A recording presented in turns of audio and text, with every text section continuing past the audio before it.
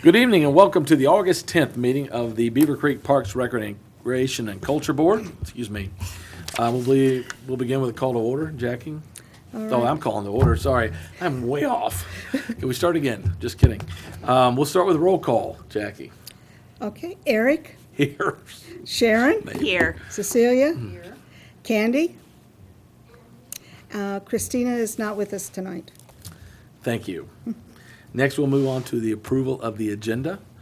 You have an agenda before you. I'll accept a motion to approve the agenda. I make a motion to approve the agenda. Second. All in favor? Aye. And you also have in front of you minutes from our July meeting. If you've had a moment to review those, I printed the wrong if one. you see any changes, or if not, I'll accept a motion. Yeah, Yeah, the wrong date. I think Erin was at our last meeting, right? Erin? Yeah. yes. Yep, I didn't yep. see her on the minutes that We will printed add out. that to there. Erin was not. She left. All right. Session. Erin was here last. She was here. She was here. Well, there was something in the minutes about Mrs. Harris saying She was something. here. I thought, well, she was. Yeah, she was here. She was So here. We'll add that in, Candy, thank you. Thank you.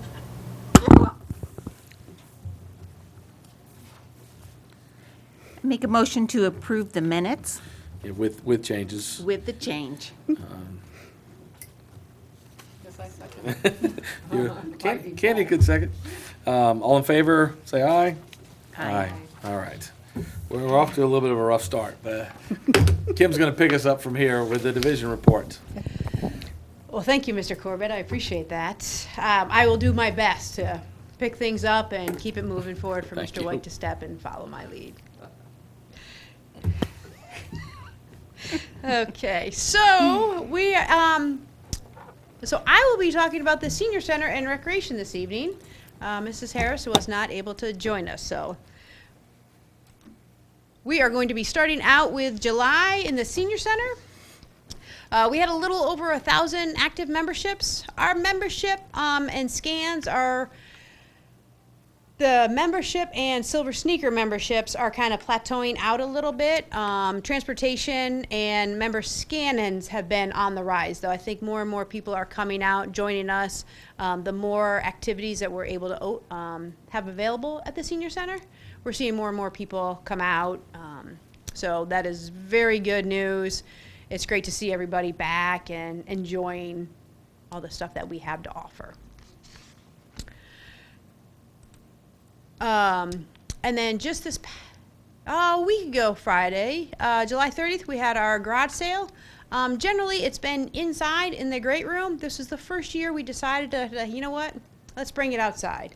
With all the social distancing and everything, so closed off that overflow parking lot and sold vendor booths. So instead of people just donating their items and we set it all up, we said, you know what, well, basically, we sold them. You get 2 parking spots, set up your table, set up your stuff, enjoy. So, and we had about 200 people come through. So it's great partnership of how we did all that and made it work. So I think that's what we're going to see in the future too. So some of the upcoming events, we have a new program starting, chair volleyball. This was from years ago. We stopped doing chair volleyball, but now we are going to be bringing it back. It's going to be Tuesday afternoons. It is free, but it is members only, and there's no registration required. So if you are interested in joining us in playing chair volleyball, and if you're not a member, I highly suggest you come visit us at the Senior Center, fill out a membership form, and don't forget we do have silver sneakers. So if you are eligible for that program, and our staff can help you out with that, you would get a free membership to the Senior Center. So never forget about that option. Again, upcoming events. It seems kind of weird to talk about an upcoming event that happened this afternoon. Was our annual corn roast. It's usually a fan favorite, and this year certainly was again. We had about 120 people in the great room. Homestead Village provided the ribs, the hot dogs, chips, and a dessert, and then we always have an anonymous donor that provides the corn on the cob. So it's really exciting. It's always a great event. And our staff, I'll say they dress up. Chrissy Fedko likes to say that it's her spirit wear, but just always getting into the spirit of each event. Tomorrow, if you are watching us live, we are going to have a presentation from Provident Travel from 11 to 12:30. There's going to be refreshments and then information on an upcoming event or an upcoming trip to the Wilds. So Provident Travel teams with AAA of Cincinnati, and they help us with the trips. Again, later on this month, we have some new presentations for exercise and wellness. The first one being on Monday, exercise to maintain long-term health, and the following week, wellness, lunch and learn. You do need to register for these programs. They are free, but it is members only. So again, if you're not a senior center member, I highly suggest you become a member so you're not missing out on all this great stuff.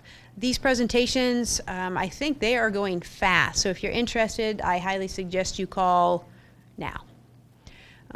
If you're watching live, maybe not now because we're closed, but tomorrow would be fine too. At the end of the month, we're going to be doing a Legacy Village tour. So we're going to take a trip to Legacy Village, tour the independent living apartments, have lunch, have a museum history talk. Again, you do have to register in advance. It's free. But guess what? You need to be a member. So you see the theme happening here. But, you know, they say there's going to be music, food, fun, all kinds of good stuff. If you have visited the senior center, let's say over the last couple of years with the fitness room flooring, we're having issues with moisture. So right now it's carpet squares that are down, and they've been popping up. We just have horrible moisture in the floor. We finally figured it out as best that we can. We're replacing the floor again. So August 25th, we'll be shutting the fitness room down, taking all the equipment out. Contractor's going to come in, take up all the carpet. Unfortunately, underneath that carpet is the original flooring, so all that's going to be gone. Yes. Right down to the concrete. And what they're going to do is put an epoxy down and seal it, so moisture and water can't pop up through. And then we're going to put down, it's kind of like a pour-in-place type of surface, what you would see in a lot of gyms, a lot of college athletic facilities. So it's a little bit more squishy, and so it'll guaranteed this is going to work. So I'm not sure exactly what happened. So we did some moisture testing, and then found we were at 98% humidity in the floor. So our staff, we replaced the gutters on the outside. We sealed the crack from the outside of the building to the pavement, seeing if maybe water was coming in this way. Redid the testing. We're down to 87%. But I think it's just when we were talking to the engineering group that did the moisture testing, it's just the floor. I don't know what it is. Nobody can find exactly what the problem is. And there's nothing to solve it to get it to like 0% or 10%. So, but putting the epoxy down, we'll seal it and we won't have any more problems. We do have a guarantee, 100% guarantee.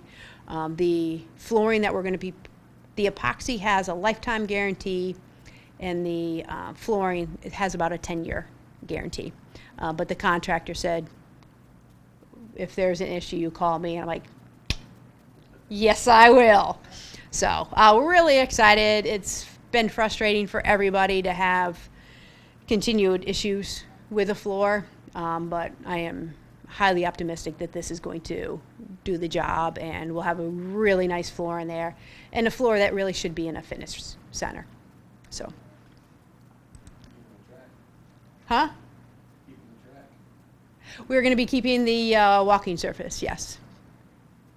That's for sure. Another exciting news for the senior center. In September, we are going to, we're expanding the hours, but we're basically going back to pre-COVID hours. So Monday through Thursday, we'll be open till 7 o'clock at night. And then on Saturday, our Saturday hours will open up again from 9 to noon. So those of you that have not been able to join us because you're working during the day, you can't get into the evening or on the weekends, September 7th is your day. Come back and join us. And you'll meet our new staff member, Susan, who is our part-time person, and she'll be there in the evenings and on the weekends. So she's been helping us out a little bit this summer, so her hours will change. So. As we flip over to recreation, we had a few new events and programs this past summer. We did a social swing dance back in June, and that was with our swing dance instructors, Voodoo Swing. So they had a band, and then people came out. They got a short little lesson on swing dance, and then they just danced all night long. So it's a great time. From what I hear, I was not able to be there. But we also did a children's concert in conjunction with our summer concert series. I think we talked about this last month. Jim McCutcheon came out, and so he did a children's concert at 5, and then he stuck around, and then what we were calling like an all-ages concert, our traditional summer concert, he performed later on that evening, so at 7 o'clock. And then we also did a Learn to Kayak program with our friends from Wright State University. And it was fantastic. We had a really good showing. People enjoyed it. So I think that's something that we'll consider again in the future. Again, some new events that we did was our family recess. These were very well attended. In the past, we've done a party in your park, and our total attendance in 19 was 142 people. Again, that's when we go to neighborhood parks and just kind of share, here's projects that we have going on next year, or here's projects that we did for your neighborhood park this year. And it's an opportunity for neighbors just to come out to their park, enjoy, play some games. We had a couple interns out there this summer who did a phenomenal job playing wiffle ball and frisbee, football, and entertaining all the kids. But we did hear that, neighbors got together, met for the first time, exchanged phone numbers, and it's exactly what we anticipated it to be. So you can see by the numbers, overall, we had over 500 people in attendance. So we will definitely continue that again next summer. Our summer concert series ended this past Sunday. Again, we did an 8 all ages, our traditional summer concert series from 7 to 8 on Sunday, and then the one children's concert. And we had over 1,600 people in attendance. So we were really excited that, again, they're ready to come back out. They're ready for live entertainment, and they're just ready to be outside. And we certainly appreciate them being outside and enjoying our parks. Last year, we were able to do 3 virtual concerts. I can't tell the attendance because they were virtual and nobody really told me that they listened. But we did see a lot of different clicks and a lot of different likes on YouTube. And then in 19, we had a little over 1,200 in attendance with 7 concerts, and then 18 we had about 2,200. So I think this past summer we were pretty much in line, but we will still continue to do these in the future, and we may see some more children's concerts, or we may see just some offshoots of our traditional concerts. And then this was kind of an August event, but we're adding it anyway because this was just this past Friday. We did our movie in the park. It was Raya and the Last Dragon. We had about 150 people in attendance. So we weren't able to do like the bounce houses and the huge big movie event that we've had in the past. We had popcorn. I think there were some games out there, and so it was a little, lighter. But we still had about 150 people that came out and enjoyed themselves. So I've heard good reviews about the movie. Our summer day camp, again, that wrapped up at the end of July. We had 419 total registrations with about 52 per week, and that was our max capacity. We had 2 camp directors with 6 camp counselors. The hope was to have 8 camp counselors, and then we would have been able to raise our max. We didn't have to really worry too much about COVID restrictions and grouping, so we were able to open up more space, but we didn't have the staff, and we still wanted to run a safe camp. We could have had, 100 kids out there, but if we don't have the staff to watch them, we're not going to do that. So I'm still happy with, the kids that came out, the staff that we had, and certainly can't talk enough about the school staff that helped us out. We were used Fairbrook right behind Fox Run. They're phenomenal. So again, I want to thank them for helping us out there. The custodial was out there, and just whatever we needed, they were there. And we had a free lunch program. So it wasn't necessarily just for our summer day camp. It was for Beavercreek wide, and I know a lot of different communities had a free lunch program. So they were able to do it right at the school, so our campers were able to go in and have free lunch if they wanted to. So that wraps up kind of the senior center and recreation. Before Zach steps up to the mic, is there any questions on those 2 smaller divisions?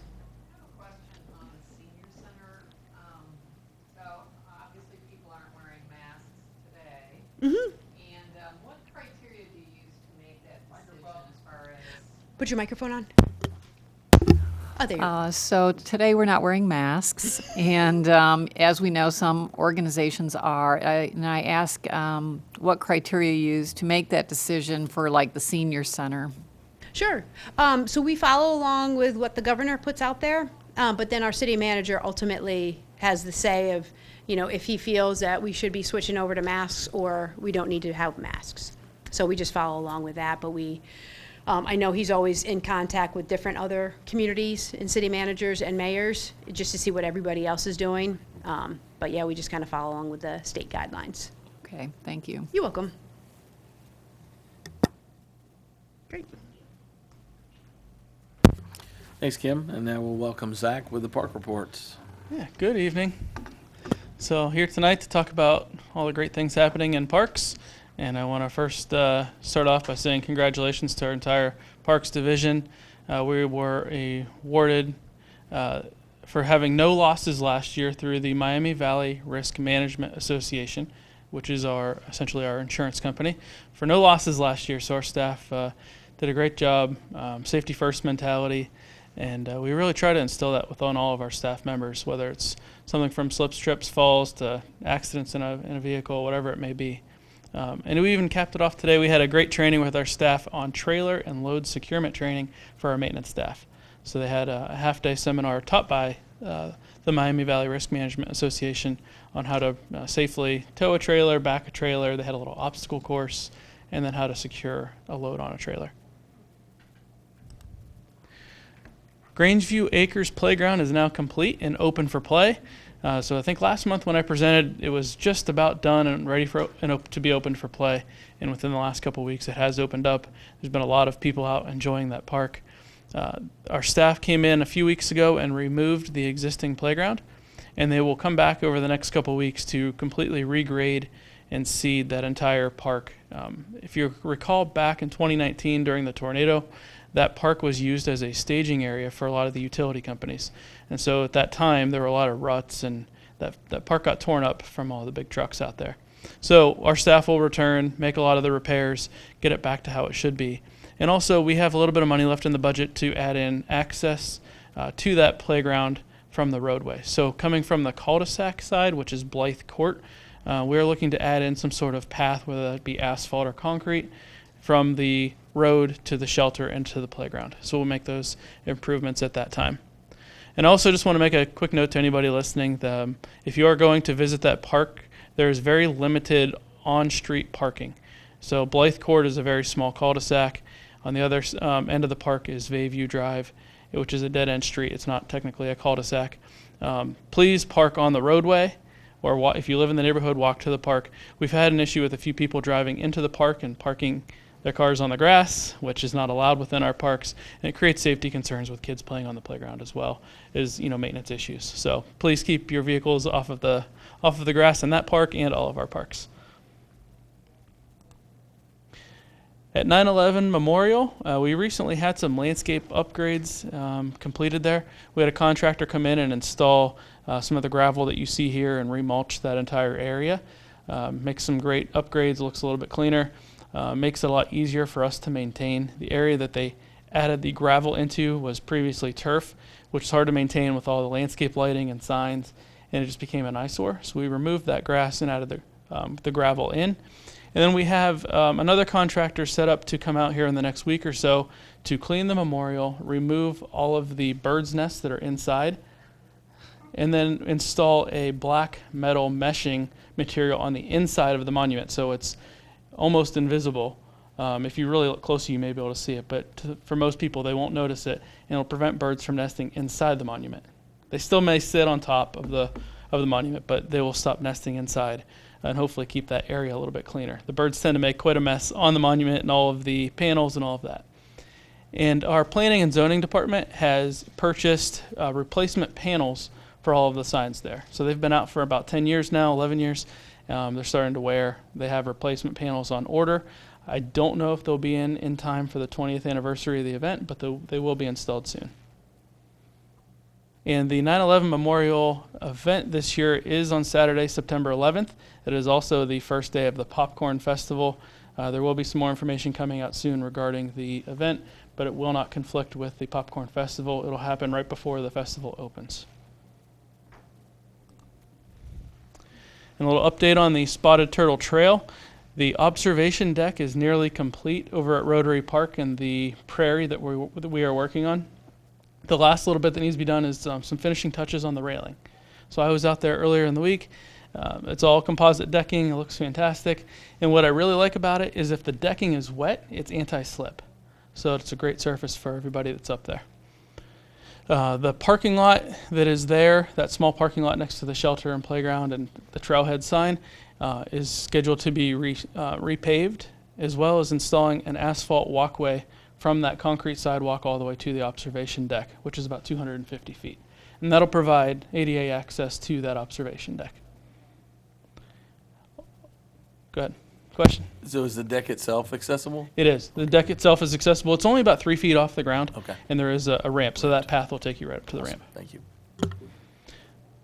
We also have infographic panels on order. So there will be, as you see here, the trailhead sign. There will be an infographic panel at the start of the prairie that talks about how you convert basically a field into a native prairie, how that's established and the process that's involved.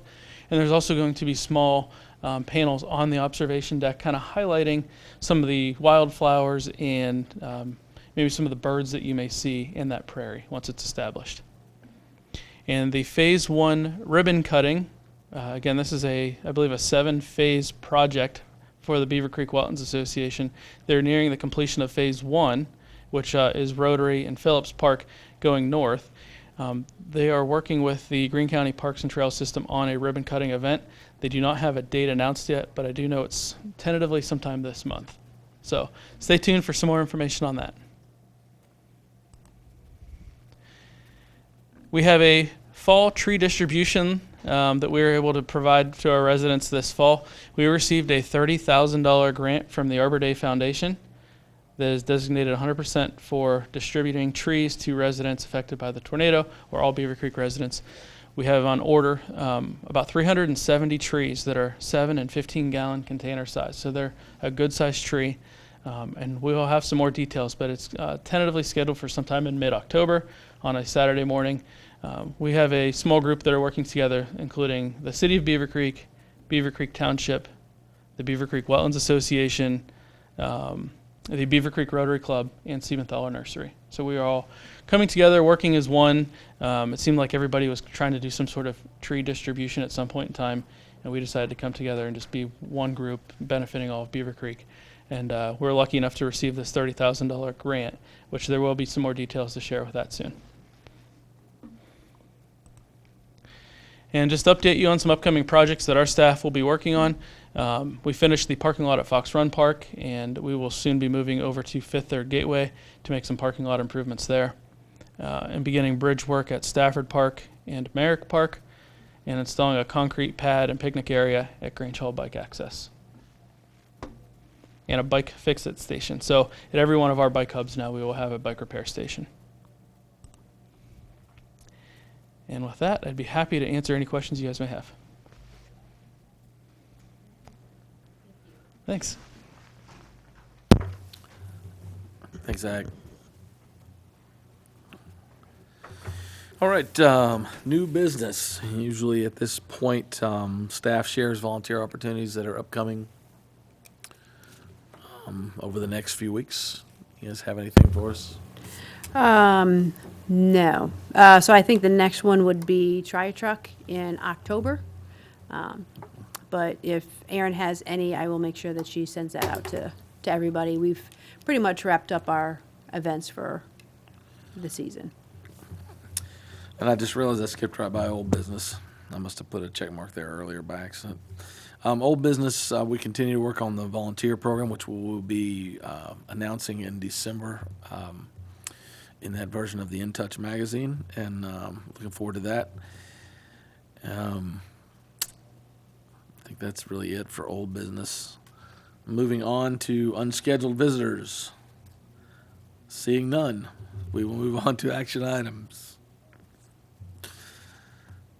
And I think most of that action items are related to our continuing work sessions. Again, we had a pre-work session today where we continue to work through details of volunteer program, and then we will be continuing to talk about our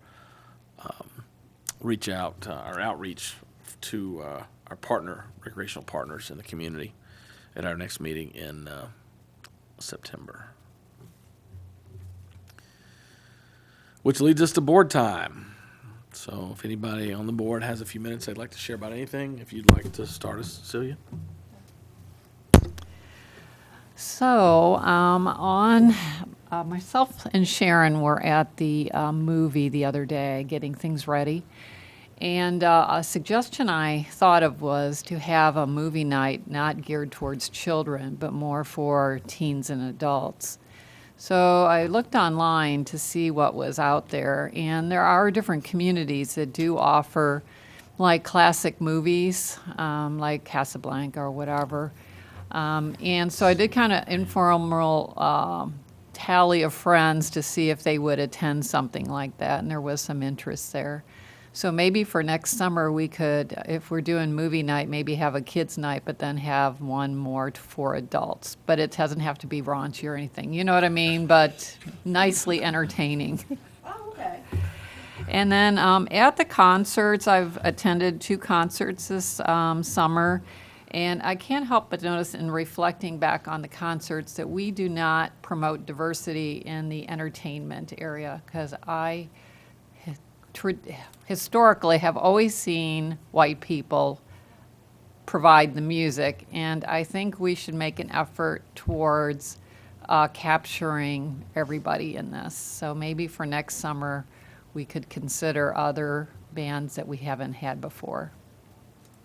Yeah, absolutely. And if anybody knows of any bands that we could reach out to, be happy to take those suggestions. Okay. Yeah, absolutely. Yeah, thank you. So this this weekend coming up is the Funk Festival, which is downtown. And if you know Dayton, Dayton is the home of funk. This is kind of 70s, but anyways, they are going to have several bands there on the 15th. So I was going to see a few and maybe bring back a suggestion to jazz it up. Yeah. Yeah, I love that. I just have that now in my head. Bring on the but that's all that's going through my head now, Cecilia. Thank you for that. Okay, another idea I had, this keeps going, is with Wright State University. Like, we have this huge Lafinos Park, and I'm wondering if we could partner, and of course I'm thinking about the nursing students, but maybe a program that could offer some kind of programming to either adults or children in the park setting. And maybe there's a phys ed program there or something, I don't know. But that was given to Eric, unless it's a nursing people. And then I will look into it because I know folks over there. So it could be, wellness checks, wellness information. all sorts of little stations, and people walk around and maybe they get, a little check mark when they visit that station, and then throw it all in a raffle and they get some kind of healthy prize at the end of it or something like that. But I can investigate at Sinclair if our program is interested, or any other health science group, that maybe we can pull that together for next summer again, or fall. It couldn't be summer because of school, so it'd have to be probably later in spring, like in May, maybe early May or late April. Looking at all our parks, I noticed that it is geared heavily towards kids like little to, about 10 years old with the equipment.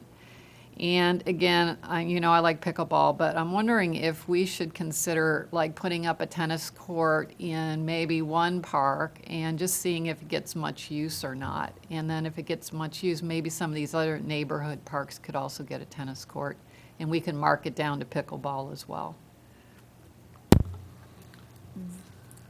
Yes, I get where you're going. That is a huge undertaking and a lot of money to see if it works.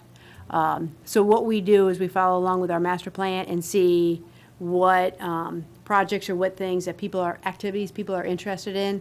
I have been in contact with a group from pickleball, and we're trying to work something out just to get, whether it's temporary or whatever, just kind of see the activities that people are interested in doing. So hiking, trails seem to be usually at the top of the list. And then we also keep safety in mind too. And then unfortunately if you bring in tennis courts to a neighborhood park, the streets may be overrun just with traffic and stuff like that. So, but yeah, that's different things that we can, keep in mind, but that's at least as we plan out our projects, that's what kind of our go-to is Okay. that master plan and what people wanted to see. Well, I think too, it's like basketball courts, and you could say the schools have them, so we don't need them. But that's another thought I had. Like when you think of a park, you think of those things, and I think we have wonderful playground equipment, but we seem to be missing some people who are too old for that, or who don't have kids that use that. So then what? They can hike, but then what? You know what I mean? Yeah. And then my last comment of this meeting is about volunteer opportunities. So in the things that I attended this summer, I think there's an opportunity, whoever is from the parks, to say something like, to the community, we have a brochure up at the table. If, always looking for individuals or small groups or even large groups who want to do a project. Could be a one-time deal. It's kind of like that, recruiting people. And then again, you could have this QR code where they could go and find more information and sign up. And I think that might be a good way to get more volunteers than even what we have now. Yeah, I like that. So that's it. Chair? You were going to say something. I'm thinking about the last thing you said, with the QR code. Do we still officially have Adopt a Park as a program? I'll say kind of, sort of, in a roundabout way. Okay. Yes. I mean, if that's a good way to, I think a QR code and maybe something at the park is a good way to get people to do that. I mean, 'cause I would be more likely to think about adopting a park if I was in that park and seeing that there was maybe a need to help support that. I don't know, I like that idea. And I'll just keep going. I don't have a whole lot, but some of the things you mentioned, Cecilia, we took a lot of data in from the community not that long ago in that master plan process. So, it's the cycle to make big changes like that because there's a master plan in place. It sometimes is 10, maybe even 15 years out to make big changes like that. We met with a couple folks from pickleball on campus last week as well, and wow, there's a lot of big possibilities and I think some big hopes. A couple of things we're looking at is, okay, what can we do to kind of sample? What can we do as a pilot before we make an investment in something large like a tennis court? How can we kind of test the waters a little bit? So, maybe there's something programmatically or pilot-wise you could do to look at some of those things. Well, or else, Is there a way to get a grant for some kind of pilot like that, or is that not really a thing in parks? There's like different grants out there. So a lot of different grants I've seen, like at least through like the USTA, like tennis. I think a lot of it is to start or like learning tennis programs, not necessarily construction of. I honestly haven't been like, I haven't looked into all of that, but yeah, there's different grants out there that we may be able to do a little bit more research, and if they're out there, then, you know, we may be able to apply and see what we can do. We means Erin, because she's not here tonight, right? Yeah, and she won't follow up and watch this, so it's all good. That'll be her goal for next year. I'm just kidding. Well, I can tell you too, I am expecting something from the pickleball folks to us as park board members after the conversation I had with a couple of their representatives last week. They said we'd be getting a letter, so we'll see. We'll see. It just seems like it's really a thing to do in a lot of communities, but it just hasn't come here yet as much. And then it's like, well, you know, to your point, are we going to address that? Are we going to react to it? You know what I mean? But, okay, that's all I got to say. But, oh, no, it's all good. And we're always happy to talk with the groups. And like I said, I've talked with, I owe one of them a phone call and just try to see, because what we're hoping to do, like, so on the tennis courts that are at Lafino Park, there are pickleball lines. It's just not the right netting. So I'm trying to work with them to say, all right, here's a temporary net that we're thinking about. Does this really work? And then that's how we would test the waters and then see, like, okay, yes, holy crud, this is going gangbusters. We'll just have to, and those are any tennis courts, and though they're fully used a lot with tennis too. So, but that's kind of how it's not the best scenario, but it's what we've got right now. My turn? Yes. All right. I just wanted to let people know the Owens Place Park is not part of one of our parks, but they have now completed their baseball diamond, and they have ribbon cutting on Saturday morning at 10:30. Thank you. It is Saturday. And so if you're around and want to, you know, something to do in the morning, Saturday morning at 10:30, come over to Owens Place for that ribbon cutting. They have spent years putting this together, and super exciting. It looks wonderful. So I just wanted to mention that. Thank you for doing that. I made myself a note, so I'm glad you did. Is that it? Mm-hmm. All right. Well, with that, I will. Oh, I'm sorry. Oh, Candy. Sorry, I forget you're over there. You're so quiet.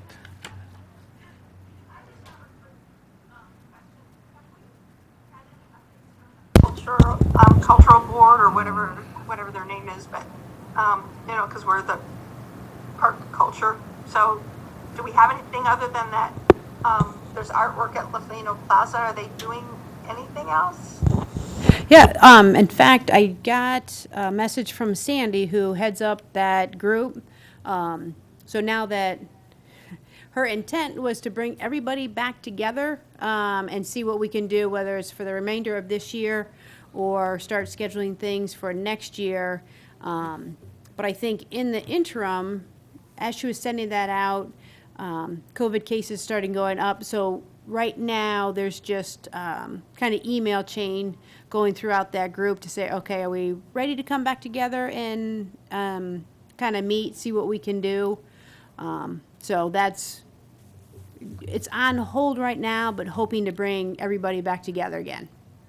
So, yeah, so, you know, Susie Scott has been able to get the gallery going, and that there's going to be an artist in the gallery every month through the end of this year. And I think she's hoping to kind of start bringing back the receptions as well. So when we first started out, when an artist came in, the first night of the gallery opening, they were able to have like a little reception, and they brought, you know, refreshments or whatever. But we said no right now, but we're hoping maybe this fall we'll be able to do that. And then Cultural Arts Connection was listed as part of our summer concert series as well. So, you know, hopefully we'll be able to get the group back together again and do some more things. Thanks, Candy. What's the update on the barn? I have no update on the barn. Can you give an update on the barn? Maybe they're starving? I don't Is the contract been?